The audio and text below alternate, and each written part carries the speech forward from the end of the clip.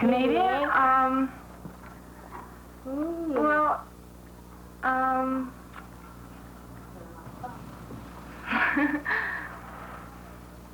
not sure, but when it comes to well, if they hear me talking to my parents, they think, wow, that must be great to know how to talk to your parents in such a different language. It's good to know where your ancestors and my parents were brought up and how they were brought up.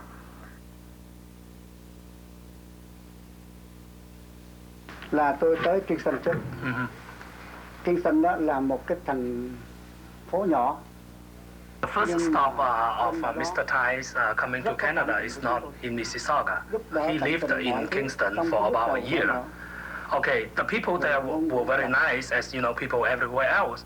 But the problem is that it's very hard for his sons to get jobs there. So their family sent two pioneers down to Mississauga, meaning the second eldest and the youngest son, in order to get jobs and then to find lodging. The two sons came to Mississauga and lived with some friends for a while. For the first 2 or 3 days, they just walk around looking for jobs. They even dare not take the bus because there are so many bus routes and they don't know which one to take. Okay, luckily they got some jobs in some kind of factory as a laborer, but you know, they don't mind about that. Because in their opinions, all trades are equal. Maybe the doctors are making more money, the laborer is making just $4 an hour. But for the contribution, it is the same. So for the Vietnamese people, they emphasize upon the quality of people. They brought the family, the rest of the family down to Mississauga, and they love Canada. As one of Peel Region's newest Canadian citizens, Dr. Thais decided to make Mississauga his new home. Along with thousands of ethnic Chinese, he and his family left Vietnam in 1980 as political tensions between China and Vietnam grew into a military conflict. Like many Canadians before him, displaced from their place of birth and accustomed way of life, Mr. Thai came to Canada as a refugee.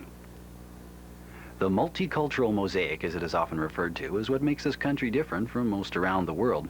With the exception of the Aboriginal inhabitants, Canada's native peoples, we are a nation of immigrants from every corner of the globe. Ontario's regional municipality of Peel, as one of the fastest growing regions in the province, is a prime example of this multicultural community, with some 18 ethno-cultural groups represented in numbers greater than 3,000. English, Scottish, and Irish, Italian, German, and Portuguese, French-Canadian, East Indian and Pakistani, and West Indian, and Canadian Black, Dutch, Croatian and Serbian, Ukrainian, Polish, Chinese, Filipino, Czech and Slovak, Japanese and Korean, and Hungarian. But just how was this vast region settled? Throughout the 1700s, the present region of Peel was inhabited by the Mississaugas of the Credit, a band of the Ojibwe Indians. The Mississaugas, who are estimated to have numbered about 500, were a nomadic people that relied on fishing, hunting, and wild harvests in the vicinity of the Credit River. It is said that the river obtained its name, the River of Credit, as the place where the Mississaugas and the first French traders were to have exchanged furs and trade goods. There were, I think, 7, 8 bands that are in existence today that made up what they call the Mississauga Nation. Margaret Salt is a member of the Mississaugas of the New Credit, the descendants of the Credit River Indians who today make their home on the New Credit Reserve in Hagersville, Ontario. They were all together, and then because of the white people coming like and pushing them out, then they all left, like some went here, and Mississauga of the Credit settled along the Credit River, and that was at that time like a way to get inland, you know, so there was a lot of travel on that Mississauga, the Credit River there. 1818, they're getting smaller, their land is getting smaller, and they reserved in the 1818 treaty 1 mile along the 12 and 16 mile river and the Credit River. The Indians had no conception of private ownership. The land and its products were thought to be held communally for the use of the entire band. So as the British began to arrive and present written treaties to the Indians proposing British settlements, the Mississaugas held a very different conception of what they were agreeing to. It wasn't until they were driven from the land along the Credit River without hunting, fishing, or settlement rights that the Indians began to truly understand the white settlers' conception of land ownership. Land that was supposedly set aside for native use, such as that outlined in Treaty 22 of 1820, was also settled by the British, often by the use of force. The New Credit Council made claims to this land early in 1985. They thought, well, why make improvements when the government can come and take away from us at any time? They made maybe 3 trips to England to petition the Queen about this. Peter Jones went most of the time. If there was a leader that has been remembered by the Ojibways, it is surely the Reverend Peter Jones. An Ojibwe of a white father and Indian mother, Jones played a major role in both representing the concerns of the Mississaugas to the British governors and passing on the Christian religion to the Indians. The loss of land and self-sufficiency were of course only the beginning of many injustices that Native people continue to face today. Following the signing of numerous treaties with the Mississauga Indians throughout the early 1800s, the British Crown began to settle the region we know today as Peel. The early settler was often granted parcels of land for clearing and cultivation. Many of the early settlers were Anglo-Americans loyal to the British Crown and fleeing the American Revolution below the border. The historic Bradley House in Mississauga is one of the original homesteads of these United Empire Loyalists. Many of the soldiers that fought for the British during this period were granted land in Peel following their service. Amongst these early immigrants could also be found many of Scottish and German heritage. However, most of the early settlers of Peel had made the long journey for a new life from either England or Ireland. The Pareto famine of 1846 was the better known, I think, than there were previous minor famines, if you like, you know. Economic circumstances in Ireland in the early part of the 19th century was very bad too. Jack Curran is an Irish Canadian who makes his home in Brampton. Thousands and thousands of people left Ireland. Earlier you will find that in Peel County, as a matter of fact, many of them came way before 46 and settled in parts of Peel County. But I did read a little about how they settled and the advantages of the geographical areas in which they settled. I mean, close to stream, a mill. I think if you look at Peel County itself and see some of the place names like Tullamore, and there's a lot of Irish names of little places in Ireland. Irish settlers in Peel came from both Protestant and Catholic settlements in Ireland.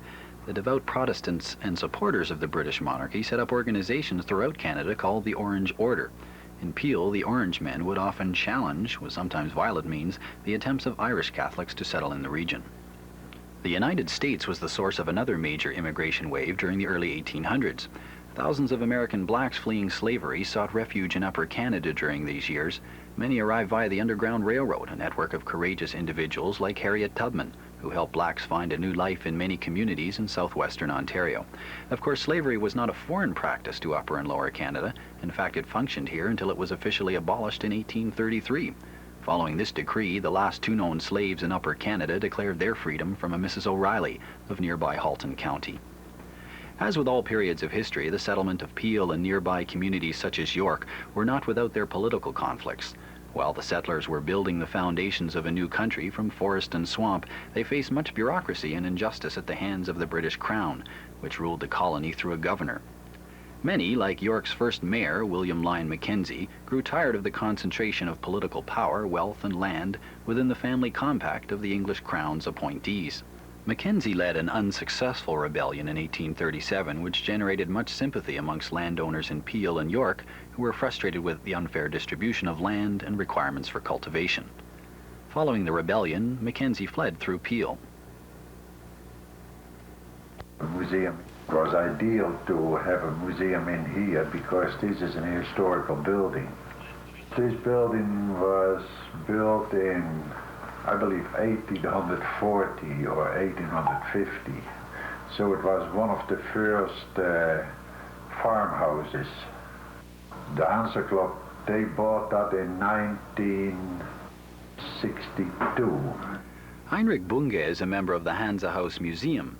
The museum, located north of Mississauga on Highway 10, is the only Canadian German heritage museum in Canada. Heinrich describes what the early German settlers faced when they began farming the region and the province in the early 1800s. If nothing was settled before, it would have been bush, swamp and what have you, you know. But I believe a lot of the first German settlers were maybe people who fought in the British Army, the Hessians, for example, in the War of Independence in the States, who didn't want to go back to Germany or so, but then came to Canada. Leaders came with them, just like this gentleman there, Percy, and there is, as a leader, he started the communities then to go farther on, you see. That is the purpose of this museum, a monument to those people who helped so much to make Canada what it is today. Well, the people started here as farmers, and they had small plots and farms, sometimes fruit farms and so on. And in fact, the place where the church was standing on now used to be a home of one of the Ukrainian families, and they donated this land for the church. In fact, the old church stood on the exact spot where the new one is now. Father Kuto, a priest with St. Mary's Ukrainian Catholic Church in Mississauga, talks of the early Ukrainian immigrants to Canada and Peel. They began to arrive here in the 1890s. It's a new immigration, and most of them went out west to Alberta, Saskatchewan, Manitoba, and most of them are farmers, and their descendants. Many thousands of families came, and of course it was a difficult time for them. Many of them were simply dropped off at arbitrary spots on the on the Trans-Canada Railway system, and were set to survive. And that's what they did. And in fact, many towns, Roblin, Manitoba, Winnipeg, Saskatoon. I know a grandmother, for example, who was born in Canada, who speaks English with an accent, very poorly, so that many of the communities became very self-contained and kept up the heritage quite strongly. While Canadians of Chinese heritage could not be found in Peel in any large numbers at the turn of the century, it is important to note their arrival to Canada during this period. Some 15,000 Chinese immigrants were recruited by the Canadian government in the railways before 1850 to build the Trans-Canada Railroad. Most immigrants recruited by the Canadian companies and government during this period were seen as little more than economic tools. For example, legislation at the time prevented families from joining these immigrant workers in Canada. The Chinese Immigration Act of 1885 was instituted once the need for railroad labor had ceased. The act prevented Chinese from entering the country, imposed a head tax on Chinese, and denied Canadian Chinese the right to vote until 1948. Mrs. Lee is a Chinese Canadian who lives in Mississauga and is a teacher in Chinese heritage language class at Camilla Public School. The heritage language is by the Education Board and Peel Board, and they all learn like we usually Chinese have two dialects. It's Cantonese and another is Mandarin. The Cantonese and Mandarin is Chinese. Like the character writing is the same, but the pronunciation is different. I speak Chinese to my children, and I found out we are more close, like our relationship more close. As with many ethno-cultural groups, many Chinese Canadians came to Peel from Toronto. Mrs. Lee remembered a story from a newspaper which noted that a number of Chinese Canadians first came to Peel from Toronto in search of water chestnuts on the Credit River. If it wasn't for these great immigrants that came from another country and brought the best of their country here, I don't think Canada today would be where it is. That's my opinion. You look at an Italian, the average Italian, and maybe you think, geez, a bricklayer, or what does he know? He doesn't even know how to write and read. It's not true. But they don't show it. We don't show it. It's not true. Why? Many Italians originally came from the impoverished sections of southern Italy in search of better opportunities that would provide support for their families and for relatives that remained in Italy. After those of British origin, Italians are the next largest ethnocultural group in Peel. Italian-Canadian businesses and services have helped to build Peel during its rapid growth in the last decade. John Amadeo from the Brampton Italian Cultural Center. You look at the guy, even if he doesn't know how to write or read or whatever, you go and see the place that he has built for his own family, you go and look at his children where they are, and that guy worked hard all his life to give his children nothing but the best. And how can you put people like that down? Where do you find them? They tell me they're in Italy, back home, or wherever they come from, not necessarily Italy. They had nothing. But they worked for it. In here, they worked for it. The opportunities are here.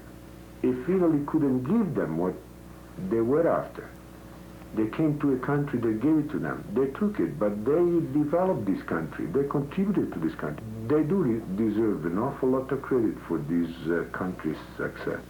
The recent immigrants, the post-war immigrants, are the ones that have not fully integrated, and they do need some services, and specifically in their own languages. That's where the need is. Peel's Italian community has its own character, according to Dominic Callia. Italians in Toronto, they had a need to be very close. The immigrants was a much greater number of immigrants, therefore they went after having streets like College Street to call it Little Italy, St. Clair to call it Little Italy, and so forth.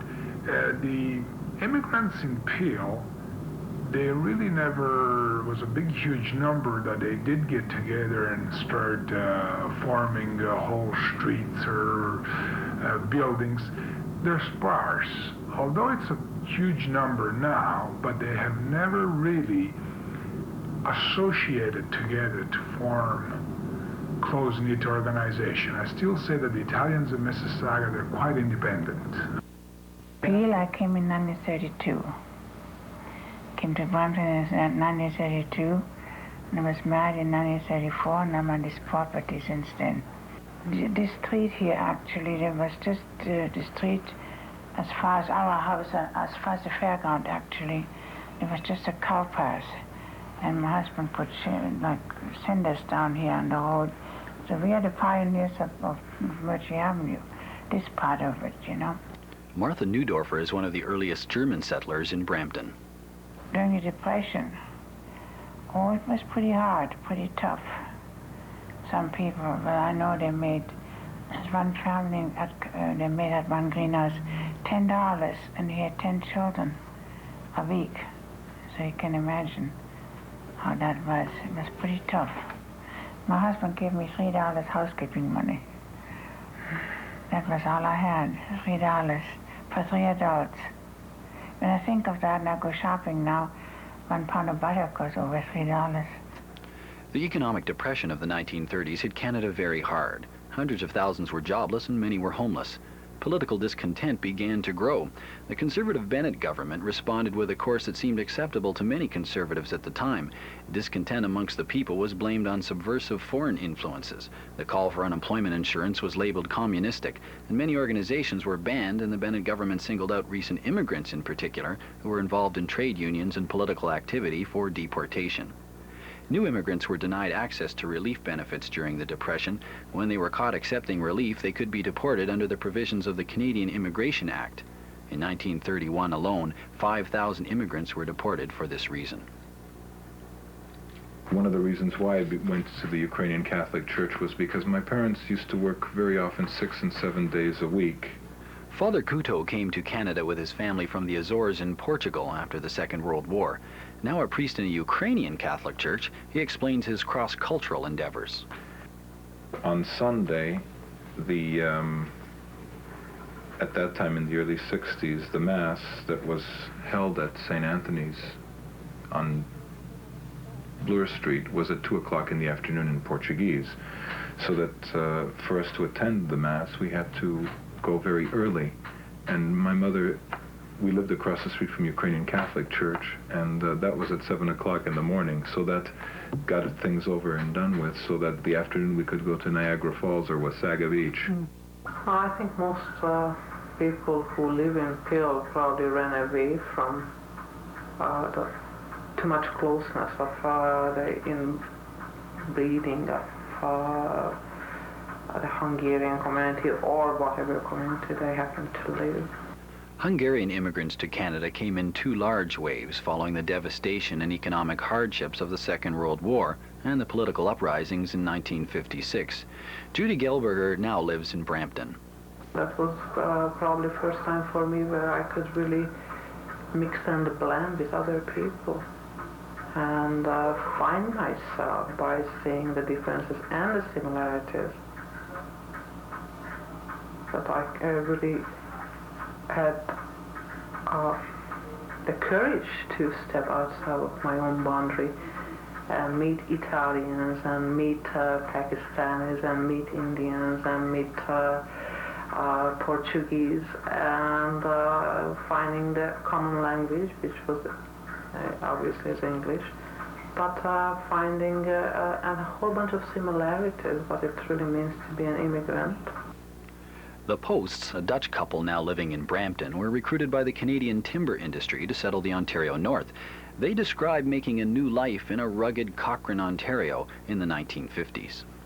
Very old and rugged area and very old shaggy houses, and especially from Quebec we came with a train, and yes, very poor kind of the area where the train went through.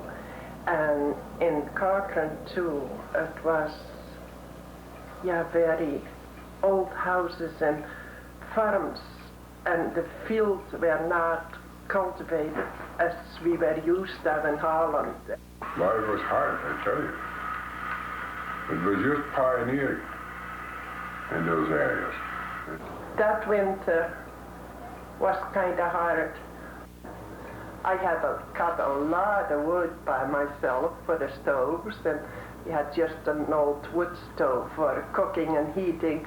We had no water in the house the first winter that we were here. We had no water. The well was dry, but there was a lot of snow that first year. So I just had big pails and big buckets full of snow, put it beside the stove, melted it, boiled it for using for cooking and drinking, and we had to heat the water on the stove for doing the wash. And with the little ones, there was quite a bit of washing to do. On our papers it said we were going to live on the edge of the bush or so. The houses were there. It would be log houses. There wasn't even such a thing as a camp. There were no houses, there was nothing. And there were two companies who sponsored the group. The one boss wasn't even living anymore. The company wasn't even in existence anymore. Everything was gone and alive, was said on our papers. They just wanted us there and try to build up the North. And the Dutch people were eager to go to Canada, so we kind of had a feeling as being used. I'd never forget my first experience on the bus.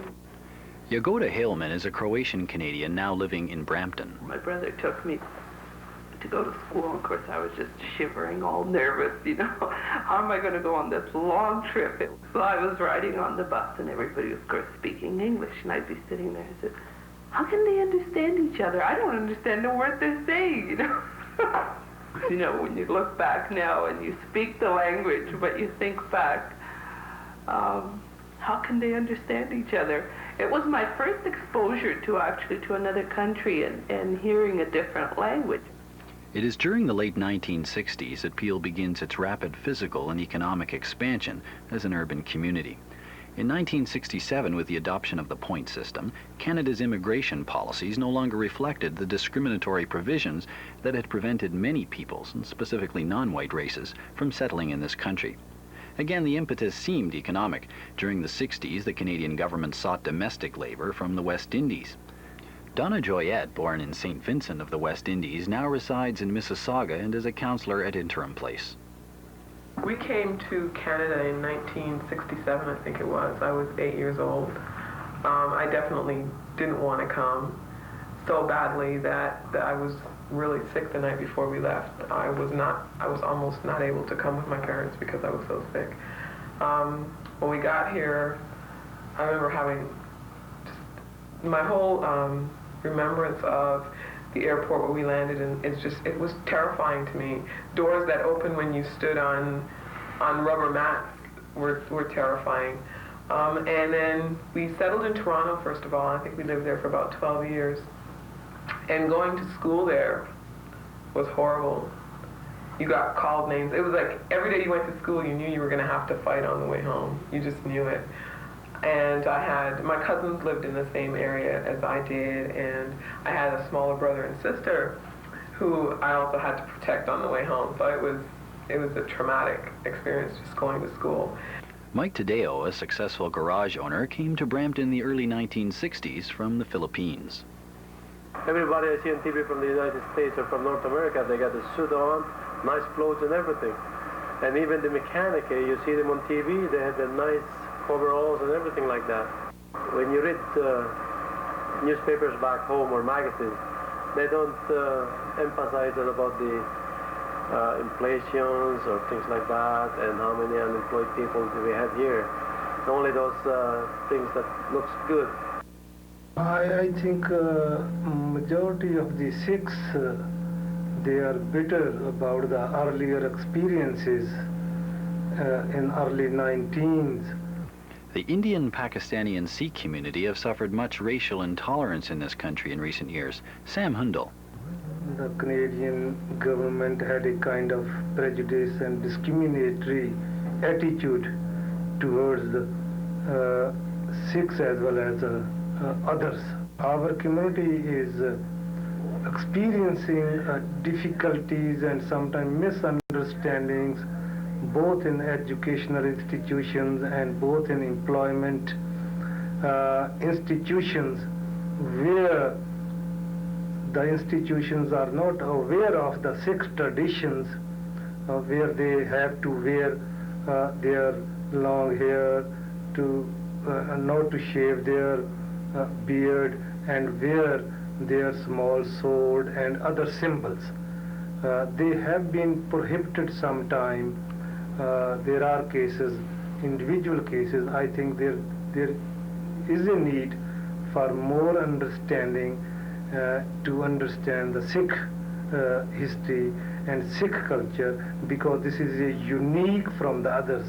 Appearance is unique, their symbols are unique. Lorraine Gandolfo is a French-Canadian who came to Peel from Quebec in the mid-1970s. Because without the language, we're all the same. That is the one thing that differentiates us. I have had the good fortune of having both languages since an early age. My parents do not speak a word of English.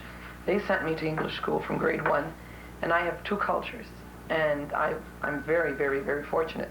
My husband is of Italian background, so we have another culture there, and I think it is very important. Unfortunately, our children haven't been exposed to the Italian part of it as much as we have, but they are fully exposed to the French. They go to French school, and they are slowly realizing the importance of why they're going to the French school, because it is a part of them, and if you can learn more, why not? If you can learn more about your background. Len Bickford at Mississauga's Welcome House describes the settlement problems of the newest immigrants, particularly those fleeing economic and political hardships in the Latin American countries. A lot of Latin Americans that I work with do have a lot of frustration and emotional problems, and there aren't many services that are relating to that. People coming from a war-torn country don't settle in as quickly as somebody else. People who are just fleeing or on the run most of the times have tremendous fear that lives with them for a number of years afterwards. It's a colorful heritage of a growing community celebrating its differences, thriving and building upon the multicultural experience.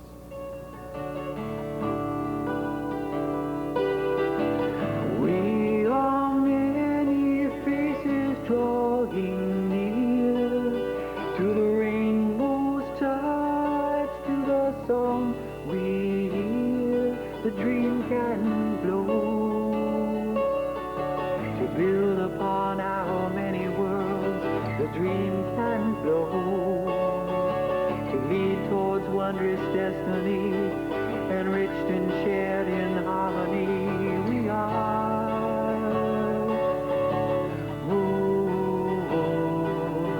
we are. We weren't brought up like in our family to look down on somebody else or thinking, you know, that you're really different. You know, we were never brought up like that. We were always brought up to treat each other the way you want to be treated. Or so I would say my first month is a terrible month. I wish I had some money to go back. Only I came in here all alone. I don't know anybody, and I don't have a job yet. Forget your childhood, forget your past. How can you? If you forget your past, then you're a nobody.